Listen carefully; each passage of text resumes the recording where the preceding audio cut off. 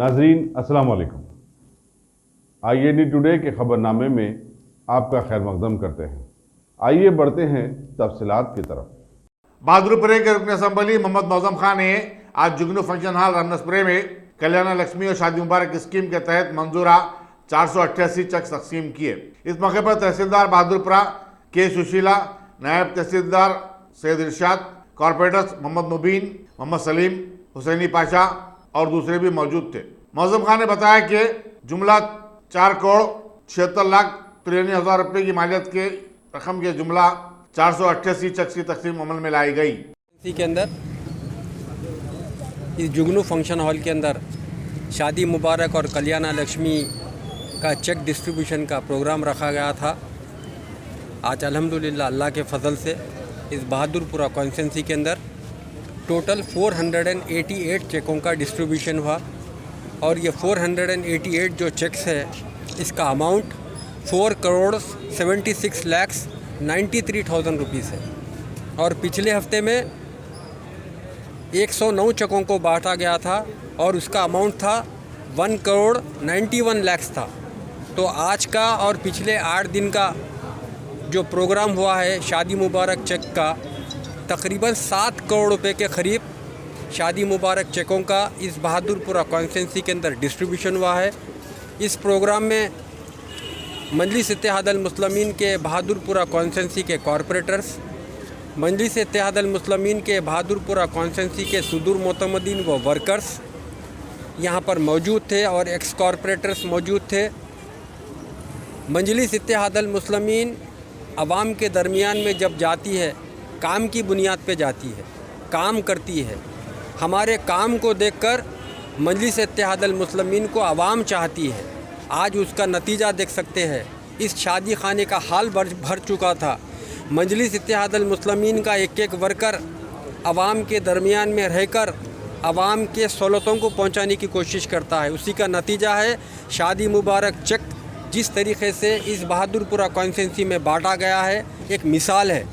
7 करोड़ रुपए कोई मामूली रकम नहीं होती है। और अल्हम्दुलिल्लाह हमारी नुमाइंदगी मजलिस इत्तेहादुल मुस्लिमीन की नुमाइंदगी के ऊपर और तकरीबन 250 चेक बाकी है और 250 चेक का प्रोग्राम जल्द से जल्द किया जाएगा। इसके अलावा आज मजलिस इत्तेहादुल मुस्लिमीन हर जगह नुमाइंदगी करती है, या वो वजीफ़ों का मामला होने दीजिए, या महल्ले के डेवलपमेंट का मामला होने दीजिए, या जो भी मामला होने दीजिए, या महल्ले में जो भी मसाइल होने दीजिए। मजलिस इत्तेहादुल मुस्लिमीन और सदर मजलिस इत्तेहादुल मुस्लिमीन हमेशा आवाम को यही कहते हैं कि आप आवाम के दरमियान में रहिए, आवाम के साथ रहिए। आज उसी का नतीजा है कि जितने भी गवर्नमेंट के स्कीमात निकलते हैं हम आवाम के दरमियान में लेकर आकर आवाम को सहूलत पहुंचाने की कोशिश करते हैं। यही मजलिस इत्तेहादुल मुस्लिमीन की जीत है और इसी का जीत का नतीजा देख सकते हैं कि आवाम इस बहादुरपुरा कॉन्स्टिट्यूंसी की बेहद खुश है। जितनी नुमाइंदगी होना चाहिए उतनी नुमाइंदगी मजलिस इत्तेहादुल मुस्लिमीन कर रही है। इसके अलावा और भी प्रोग्राम्स होते रहेंगे। आपके दरमियान में आकर आपके सामने तफसील रखूँगा मैं। बहुत बहुत शुक्रिया आपका।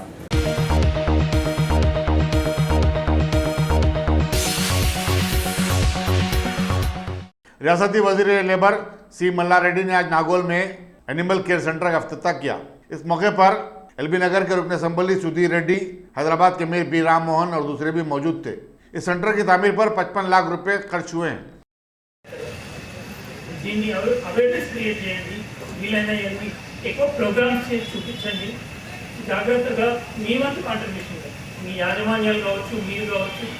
ఇది మనందరి కర్తవ్యమే కనుక మీరందరూ కూడా మీ అందరి కాంట్రిబ్యూషన్ నాకు అవసరం.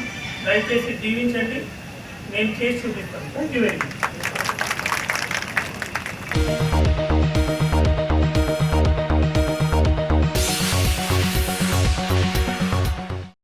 सदनगुट्टा पुलिस ने स्मार्टफोनों में मौजूद ऐप की मदद से 30 मसरूका मोबाइल फ़ोन बरामद करने में कामयाबी हासिल कर ली है। Additional DCP Falaknuma M Rashid media मीडिया को बताया कि बरामदशुदा फ़ोन उनके मालिकिन के हवाले कर दिए गए। मैं घर से निकला, बेटी को फीवर था मेरी, मैं दवा लाने के लिए खाली खटका डाल दिया, गेट को लॉक नहीं किया। मेडिकल हॉल जाके दवा लेके आ रहा था, जाके दवा लेके आया। एक घंटे का डिस्टेंस हुआ उसमें। उस 1 घंटे के डिस्टेंस में मेरे घर में कल चोरी हुई। मैं घर में आने के बाद मेरी बेटी बताई कि पापा मैं लेटी हुई थी, एकदम मेरे को भागने की आवाज़ आई। तो मैं उठ के देखी तो एक बच्चा भागा पप्पा। फिर मैं घर में आने के बाद मैं देखा, उसके बाद चेक करा कि भाई सर क्या हुआ, कौन आया, क्या हुआ। चेक किया तो पूरा घर में से मेरे गोल्ड चले गया था, पूरा गोल्ड मेरे घर में से चले गया था। फिर मैं जब भी पुलिस स्टेशन का इमीडिएट कंप्लेन किया, चंदानगुट्टा पुलिस स्टेशन में मैं कंप्लेन करा। मैं शुक्रगुजार हूँ चंदानगुट्टा पुलिस स्टेशन का टीम का, पूरी इंटायर टीम का शुक्रगुजार हूँ। इमीडिएट एक्शन लिए और सीसीटीवी कैमरे की मदद से जब पता लगा कि भाई कौन है। सीसीटीवी कैमरा बाजू के घर पे था, मेरे घर पे नहीं था, मगर मैं आज मेरे घर पे भी लगा लिया और सबको बोल रहा हूँ कि भाई सब अपने अपने पास सीसीटीवी कैमरा लगाए, क्योंकि उसी की मदद से चोर का पता चला। और चंदानगुट्टा टीम का जितना शुक्र अदा करे कम है कि 24 घंटे के अंदर जो मैं अपनी बेटी की शादी के लिए जमा करा सो सोना है, थोड़ा करके जमा करा। मेरे को 3 लड़कियां हैं, उसके लिए मैं थोड़ा करके सोना जमा करा। तो वो सोना चला गया था कल 25 तोले। अल्हम्दुलिल्लाह सुबह तक पूरा रिकवर हो गया। मैं पूरी टीम का, चंदानगुट्टा टीम का शुक्रगुजार हूँ। कहाँ पे मकान आपका? मेरा मकान मिराज गार्डन, बल्लागुड़ा मिराज गार्डन के बैक साइड है। कल 11 बजे हुआ है। आपका नाम? मेरा नाम मोहम्मद तौसीफ अब्दुल्ला है। और बच्ची को फीवर था, अच्छा हुआ बच्ची स्कूल ले गई, वो बच्ची देखी, वो बताई। उसके बाद से फिर चंदानगुट्टा टीम का जितना शुक्र अदा करे कम है, क्योंकि 24 घंटे के अंदर ट्रस्ट किए और आज सुबह में बताया कि भाई पूरा मिल गया आपको। और फिर उसके बाद तो मैं आके देखा, पूरे आइटम्स हैं मेरे जितने आइटम्स गए थे पूरे आइटम्स गए और पूरा मिल गया। और मैं सबका शुक्रिया अदा करता हूँ। 28/8/2019 రోజు మధ్యాహ్నం 1 గంటకు మొహమ్మద్ తౌసిఫ్ అనేట ఆయన వారి ఇంట్లో చోరీ జరిగినట్టు ఒక కంప్లైంట్ ఇవ్వడం జరిగింది. ఆ కంప్లైంట్ మీద వెళ్ళి వెరిఫై చేస్తే ఈ తౌసిఫ్ అనేట ఆయన పొద్దున 10 గంటలకు ఇంట్లో నుంచి బయలుదేరి బయటికి వెళ్ళి చిన్న పని చేసుకుని మళ్ళీ 11 గంటలకు ఇంటికి వచ్చినాడు. 11 గంటలకు ఇంటికి రాగానే వాళ్ళ పాప 13 ఏళ్ల పాప అలీనా అనే అమ్మాయి మన ఇంట్లోకి ఒకరు దూరి పారిపోతున్నట్టు నేను చూసినానని చెప్పేసి చెప్పడం జరిగింది. దాంతో వాళ్ళంతా ఇంట్లో కూడా చెక్ చేయడం జరిగింది. చేస్తే దాదాపుగా 25 తులాస్ గోల్డ్ చోరీ అయినట్టు వాళ్ళకి తెలిసింది. ఇమీడియట్గా వాళ్ళు వచ్చి మనకు మధ్యాహ్నం 1 గంటల కంప్లైంట్ ఇచ్చినారు. కంప్లైంట్ బేసిస్ మీద 341/19 అండర్ సెక్షన్ 454/380 ఐపీసీలో కేసు రిజిస్టర్ చేయడం జరిగింది. తర్వాత ఇమీడియట్గా యాక్షన్లోకి వచ్చి మన రుద్రభాస్కర్ ఇన్స్పెక్టర్ గారు crime team SI Kondal, PC Prashanth and PC సాయితో ఒక టీం ఫామ్ చేసి వాళ్ళని ఫీల్డ్లో పంపించడం జరిగింది. వాళ్ళు అక్కడ వెళ్ళి వెరిఫై చేసి 2 పీసీలు చాలా యాక్టివ్గా పనిచేయడం జరిగింది. వాళ్ళు సీసీటీవీ ఫుటేజ్ సేకరించడం జరిగింది.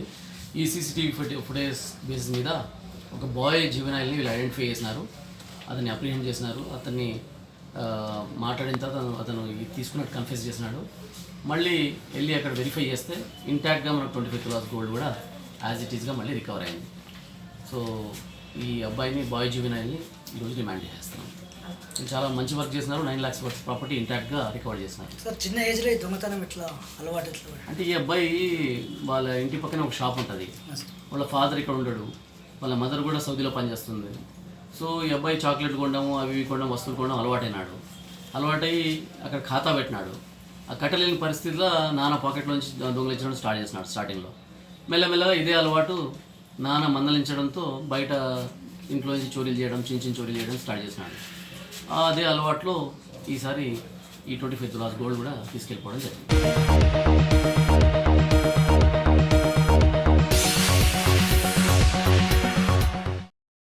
Top selection computers. अगर आप टेक्नोलॉजी के दौर में रहते हुए टेक्नोलॉजी से दूर हैं तो सोचिए मत, आइए एक बार खिदमत का मौका दीजिए। हमारे यहाँ branded computers Dell, HP, Lenovo, laptop accessories उम्दा क्वालिटी निहायती वाजबी दाम पर दस्तयाब है। स्कूल, कॉलेज, कॉर्पोरेट, ऑफिस वगैरह में बल्क क्वांटिटी में सप्लाई की जाती है। इसके साथ साथ हमारे यहाँ माहिर टेक्नीशियंस की निगरानी में रिपेयर की सहूलत भी मौजूद है। अगर आप अपने घर, दुकान, सोसाइटी, स्कूल वगैरह को सेफ और क्राइम फ्री बनाना चाहते हो तो इंस्टॉल कीजिए सीसीटीवी कैमरा जो HD क्लियरिटी के साथ दस्तयाब है। गुज़िश्ता 10 साल से मुल्क भर में अपनी इन तमाम खिदमात को जारी रखते हुए आपके एतमाद को बरकरार रखने वाला नाम top selection computers, Vijayanagar colony beside Riyan hotel Hyderabad. Director Syed Rashid Ali. Phone 9849715954। Top selection.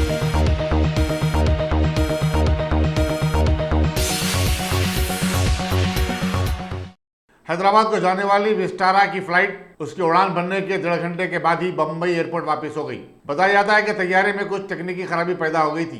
तैयारे के मुसाफिरीन में तेलुगु फिल्मों के मेगा स्टार और साबिक मरकजी वजीर चिरंजीवी भी शामिल थे। विस्टारा के तर्जुमान ने बताया कि मुसाफिरीन को दूसरी फ्लाइट से हैदराबाद रवाना किया गया।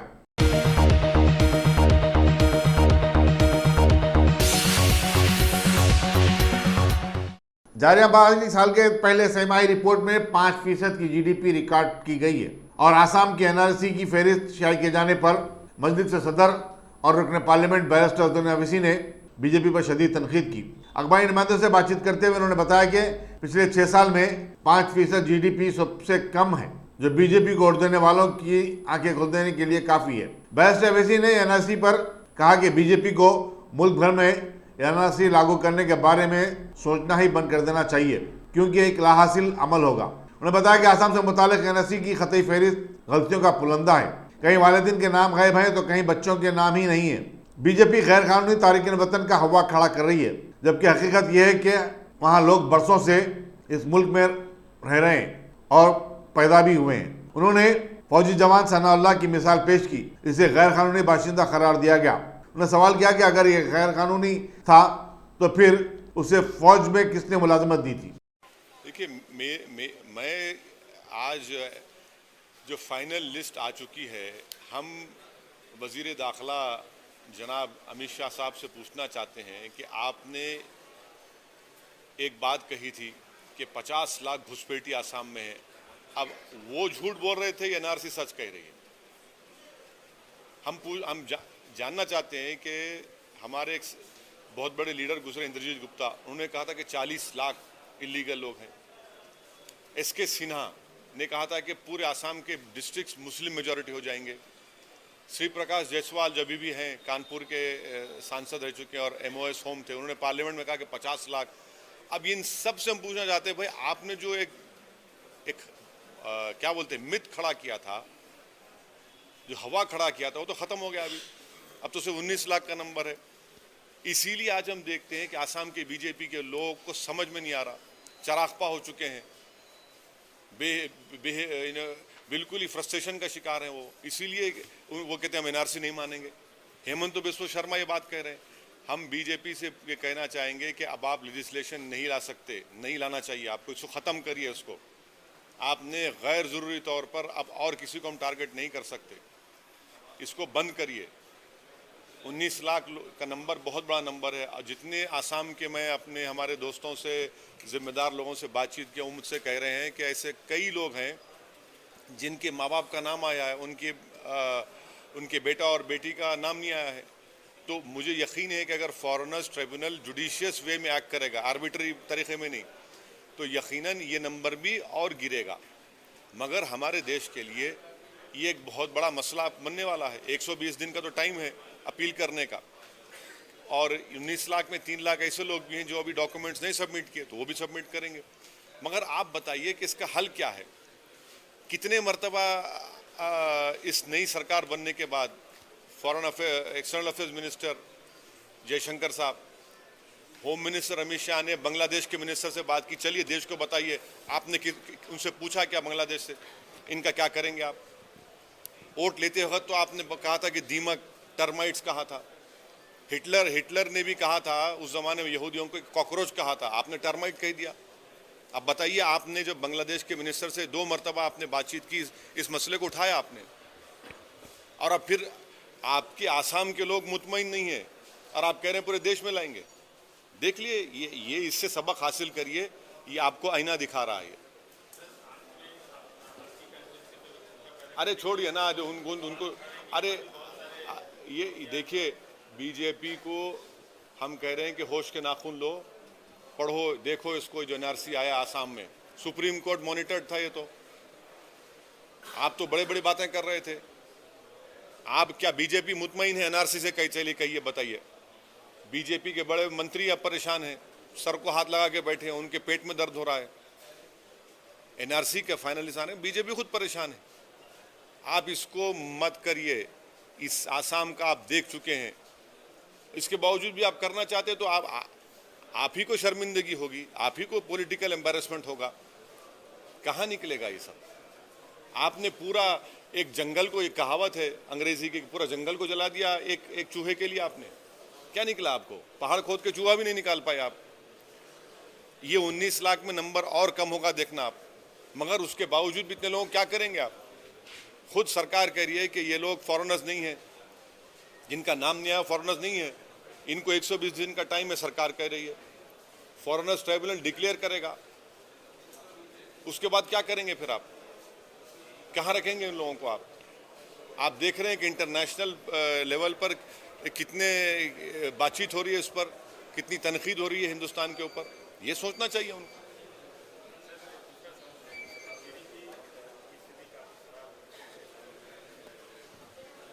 नहीं देखिए, जीडीपी अगर 5% पे आ गया तो मैं बीजेपी को जो लोग वोट डाले उनसे पूछ रहा हूँ, अब आप नारे लगाइए हर हर मोदी के, मिठाई बांटिए, मुर्दाबाद ओवैसी बोलिए ना। आपने वोट डाला है और बीजेपी खामोश क्यों है? कोई इतना सन्नाटा है बीजेपी में, कोई बोलता ही नहीं है कुछ भी। 5.8 से 5% पे आ गया, कौन जिम्मेदार है इसका?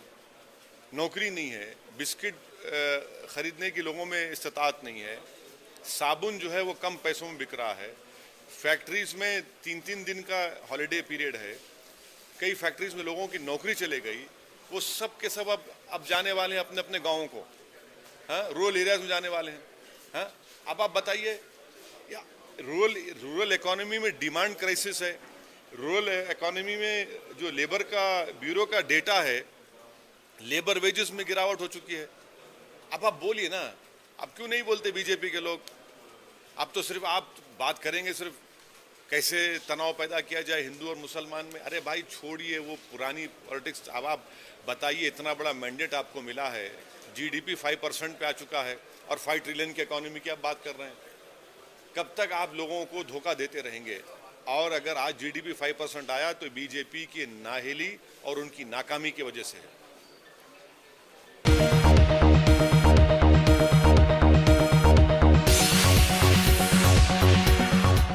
गोशामैल के बीजेपी रुकन असम्बली राजा सिंह ने रियासत में एनआरसी के निफाज का पुरजोर मुतालबा किया और बताया कि हैदराबाद में पनाह गजीनों की तादाद में हालिया अरसे के दौरान बेतहाशा इजाफा हुआ है। उन्होंने कहा कि तेलंगाना पुलिस ने रियासत में 5000 रोहिंगी मुसलमानों की मौजूदगी का इतराफ किया है। हैदराबाद के इलाके बालापुर में उनकी अक्सरियत सुकूनत पजीर है। राजा सिंह ने इल्जाम आयद किया कि मजलिस इन पनाह गजीनों को अपने वोट बैंक के तौर पर इस्तेमाल कर रही है। तरफा तमाशा यह है कि इस हकीकत के बावजूद तेलंगाना की हुकूमत खामोश तमाशाई बनी हुई है। इसी दौरान रियासती बीजेपी के तर्जुमान के कृष्णा सागर राव ने एक बयान में बताया कि रियासत में एनआरसी के निफाज के लिए बीजेपी मरकजी वज़ीर दाखिला अमित शाह से नुमाइंदगी करेगी। नमस्कार मित्रों, एनआरसी द्वारा आसाम के गुवाहाटी में अंतिम सूची जारी कर दी गई है। कंटिन्यू चल रहा है? हाँ, चल रहा है। नमस्कार मित्रों, एनआरसी द्वारा आसाम के गुवाहाटी में एक अंतिम सूची जारी कर दिया गया है। 3 करोड़ से अधिक लोगों के नामों में 19 लाख से अधिक लोगों का अता पता कोई नाम नहीं है। यानी कई लोग रोहिंग्या मुसलमान हमारे भारत देश में इल्लीगल रूप से छुपे हुए गुवाहाटी में, आसाम में। यह सिर्फ आसाम गुवाहाटी की बात नहीं, पूरे भारत देश में बंगाल हो सकता है, केरला हो सकता है, तेलंगाना हो सकता है, ऐसे कई राज्यों में इल्लीगल रूप से कई घुसपैठिए आज भारत देश में छुपे हुए हैं, जो भारत देश की सुरक्षा के लिए, यानी भारत देश को खतरा है, भारत देश की सुरक्षा को खतरा है। मैं हमारे गृह मंत्री अमित शाह जी से यह निवेदन करना चाहता हूं कि तेलंगाना में भी एनआरसी लागू होने की आवश्यकता है, क्योंकि तेलंगाना में जिस प्रकार से जैसे बालापुर, कंचनबाग, ऐसे अनेकों क्षेत्र हैं जहां पर एमआईएम के सांसद असदुद्दीन ओवैसी का क्षेत्र है, वो एरिया है, वहां पर 8000 से अधिक रोहिंग्या मुसलमान छुपे हुए हैं इल्लीगल रूप से। हाल ही में कई नेशनल मीडिया में भी इस इशू को उठाया गया, लेकिन दुर्भाग्य की बात है ओवैसी के साथ साथ वहां के क्षेत्र के लोग, टीआरएस की सरकार के लोग 1000 में उन लोगों का आधार कार्ड बनवा रही है, वोटर आईडी कार्ड बनवा रही है, उनका पासपोर्ट भी इल्लीगल रूप से बन रहे हैं, ऐसी सूचनाएं हैं। मैं अमित शाह जी से ये निवेदन करना चाहता हूं कि तेलंगाना की सुरक्षा के लिए तेलंगाना में भी एनआरसी गठित करें और जितने भी जो इनलीगल रूप से जो रोहिंग्या मुसलमान जो छुपे हुए तेलंगाना में कोने कोने से इनको खदेड़ कर तेलंगाना से ही नहीं पूरे भारत देश से बाहर हका ले, मैं ये अमित शाह जी से निवेदन करना चाहता हूँ।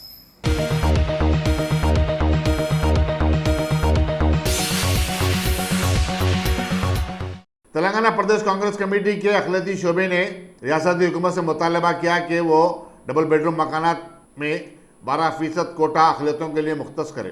सदर शोबा शेख सुहेल, पार्टी तर्जुमान से निजामुद्दीन और सिटी यूनिट के सदर समीर वलीउल्लाह पर मुश्तमिल एक वफद ने आज प्रिंसिपल सेक्रेटरी हाउसिंग बोर्ड को एक याददाश्त पेश की। उन्होंने बताया कि 70% मुसलमान किराए के घरों में रहते हैं, चुनाचे उन्हें हुकूमत की जानिब से तामीर किए जाने वाला मकानात में 12% डबल बेडरूम मकानात अलॉट किए जाएँ।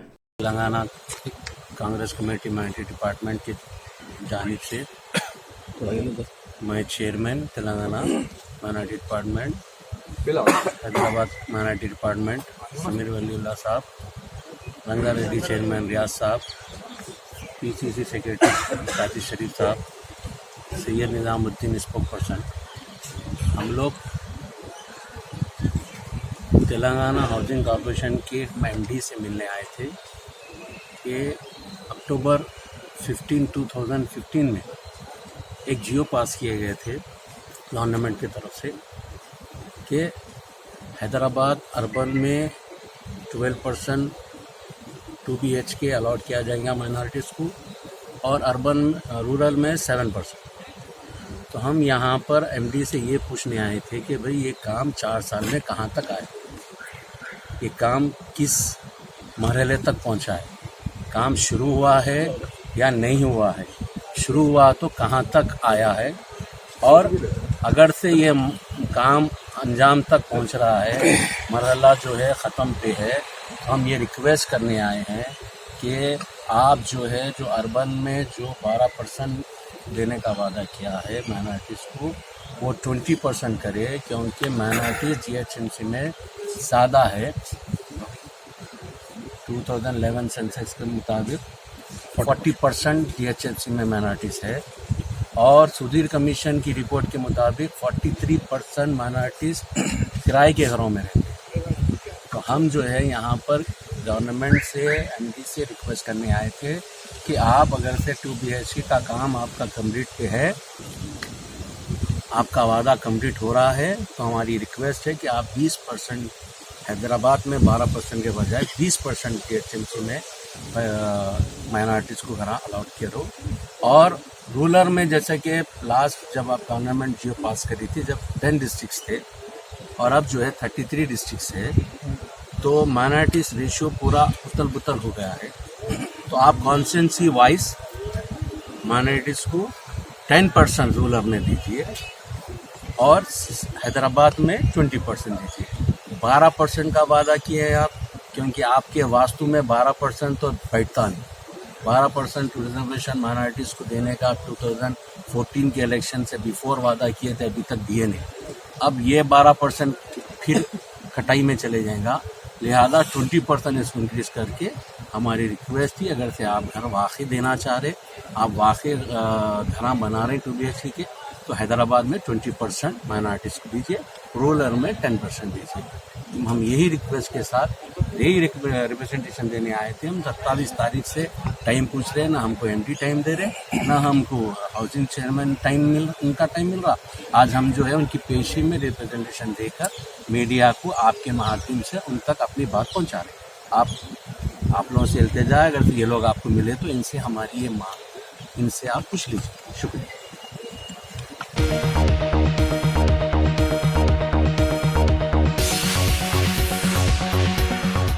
Bhagwan Devi Hospital, Dr. Om Prakash Agrawal presents Juhi Clinics at Sheikhpet। 25 सालों से ऑर्थोपेडिक्स सर्विसेज खिदमत अंजाम देते आ रहे हैं। भगवान देवी हॉस्पिटल है हमेशा आपके साथ। Doctor Om Prakash Agarwal, MS ortho senior orthopaedic surgeon, doctor Arvind Kumar, MS ortho senior orthopaedic surgeon, treatment for difficult fractures, joint replacement, arthroscopy surgery, spine surgery, all under one roof. हजारों मरीजों का कामयाब इलाज जदीद टेक्नोलॉजी के जरिए।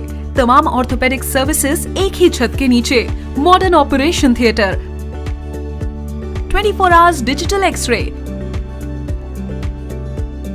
Ultrasound, diagnostics, operations facility and pharmacy. Juhi Clinic, 3rd floor, above Reliance Trends, beside D-Mart, Toli Chowki, Shekhpet, Hyderabad.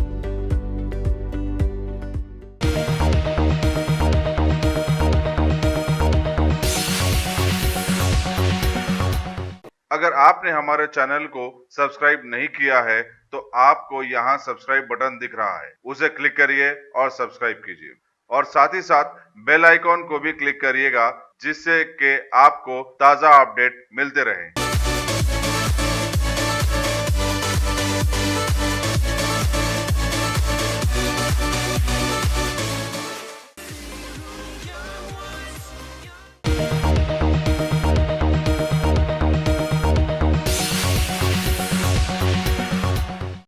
NIA ने दिल्ली के एक मशहूर कार्डियोलॉजिस्ट को जम्मू कश्मीर में दहशतगर्दों की फंडिंग के केस में गवाह के तौर पर तलब किया।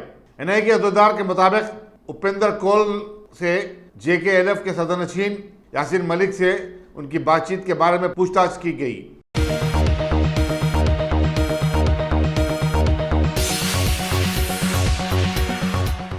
अवामी शोबे की 10 बैंकों के 4 बैंकों में इंतजाम से मुतालिक मरकजी हुकूमत के फैसले की बैंक मुलाजिमीन ने शदीद मुखालिफत की है।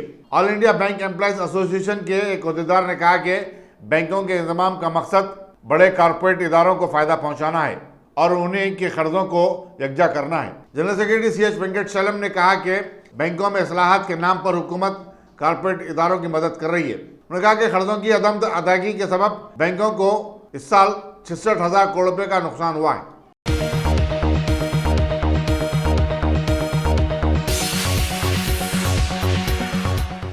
बैडमिंटन के आलमी मुकाबले में चैंपियनशिप का एजाज हासिल करने वाली PV सिंधु ने आज नायब सदर जमहूरिया वेंकैया नायडू से हैदराबाद में उनकी रिहाइशगाह पर मुलाकात की। वेंकैया नायडू ने सिंधु को मुबारकबाद दी और कहा कि सिंधु पर पूरे मुल्क को फख्र है। उन्होंने कहा कि वो नौजवानों के लिए एक रोल मॉडल भी हैं। नायब सदर जमहूरिया ने वज़ीर-ए-आज़म की फिट इंडिया तहरीक की सिताइश की और कहा कि सारे अमराज का हल है। अच्छी ग़िज़ा और अच्छी सेहत के उसूलों पर कारबंद रहें तो बीमारियां खुद बहुत खत्म हो जाती हैं। इस मुलाकात के मौके पर PV सिंधु के वालिदैन भी मौजूद थे। I am extremely happy to receive Sindhu and her parents after her successful winning the first gold medal. I would like to congratulate her for this historic win, and she is a pride of our nation, and she is a great inspiration for the budding sportsmen and women across the country.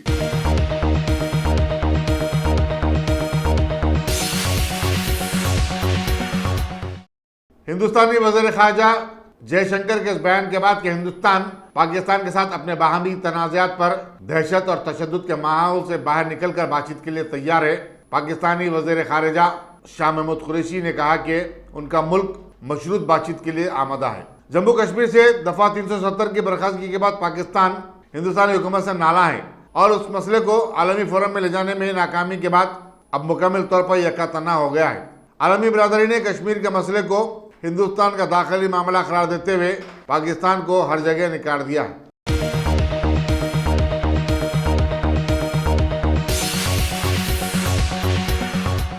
अगर आपने हमारे channel को subscribe नहीं किया है तो आपको यहाँ सब्सक्राइब बटन दिख रहा है, उसे क्लिक करिए और सब्सक्राइब कीजिए और साथ ही साथ बेल आइकॉन को भी क्लिक करिएगा जिससे कि आपको ताज़ा अपडेट मिलते रहें।